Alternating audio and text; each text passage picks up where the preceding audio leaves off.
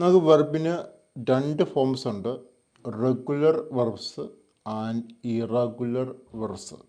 എന്താണ് regular verbs?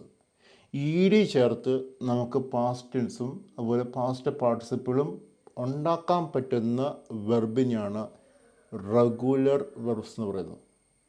എന്നാൽ അങ്ങനെ ഉണ്ടാക്കാൻ പറ്റാത്തതിനെയാണ് എന്താ പറയുക, ഇറഗുലർ വെർബ്സ് എന്ന് പറയുന്നത്. മനസ്സിലാക്കണം, ഡി ചേർത്ത് പാസ്റ്റ് ടെൻസും പാസ്റ്റ് പാർട്ടിസിപ്പിളും ഉണ്ടാക്കാൻ പറ്റുന്നതിന് എന്ത് പറയും, റെഗുലർ വെർബ്സ് എന്ന് പറയും. എന്നാൽ അങ്ങനെ അല്ലാത്തതിന് എന്ത് പറയും, ഇറഗുലർ വെർബ്സ് എന്ന് പറയും. എക്സാമ്പിൾ നോക്കാം. Work, worked, worked. വർക്കിനെ ഡി ചേർത്ത് പാസ്റ്റ് ടെൻസും പാസ്റ്റ് പാർട്ടിസിപ്പിളും നമ്മൾ ഉണ്ടാക്കി. Work, worked, worked. എന്നാൽ നോക്കാം ഇറഗുലർ വെർബ്സ് നോക്കാം. Sing, sang, sung. ഇവിടെ നമുക്ക് ഡി ചേർത്തല്ല, ഇതിനാണ് നമ്മൾ എന്താ പറയുക, ഇറഗുലർ വെർബ്സ് എന്ന് പറയുന്നത്. അപ്പോൾ ഇത് പുതിയൊരു ഇൻഫർമേഷൻ ആണെന്ന് എനിക്ക് തോന്നുന്നു. ഇഷ്ടപ്പെട്ടാൽ ലൈക്ക് ചെയ്യാൻ മറക്കല്ലേ. അപ്പോൾ ഞങ്ങളുടെ ചാനലൊന്ന് സബ്സ്ക്രൈബ് ചെയ്യുക കേട്ടോ. നെക്സ്റ്റ് വീഡിയോ കാണാം. Bye bye.